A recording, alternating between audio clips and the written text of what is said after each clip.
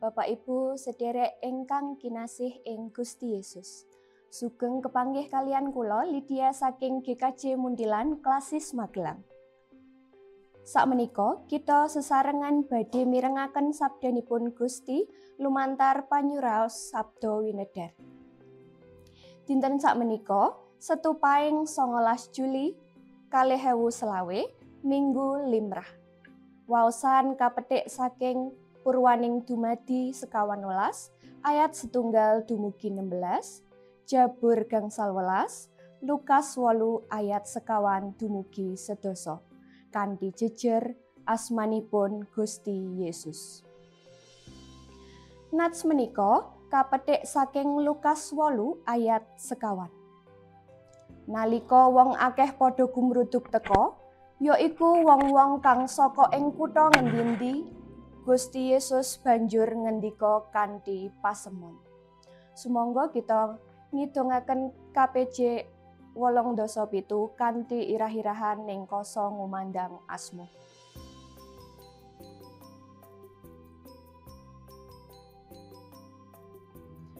Ning kasa ngumandang asma sajuga kang anepangaken jagat lan swarga, datan wonten asma kados menika kang kuwasa nyirnaken pangrehing dosa.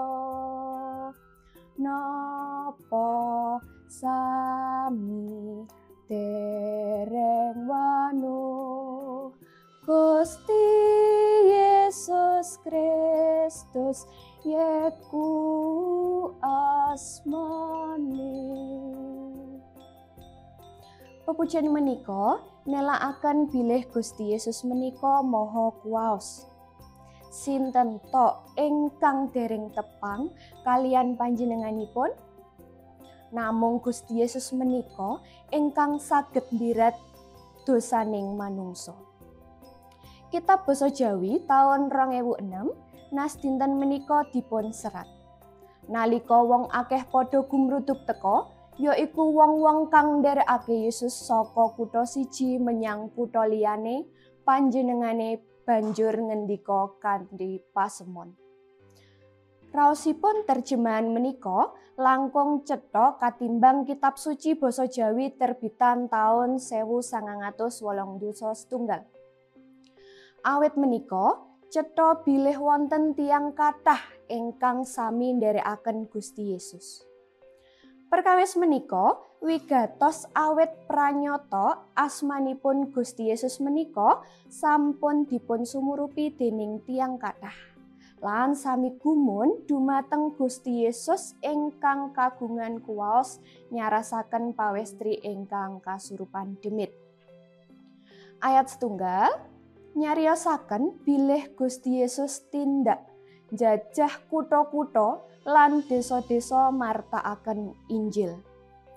Tiang-tiang ingkang sami mireng pangandikanipun Gusti Yesus pranyata sami nderekaken panjenenganipun satemah kathah tiang ingkang sami gumruduk teka wonten pundi kemawon Gusti Yesus tindak.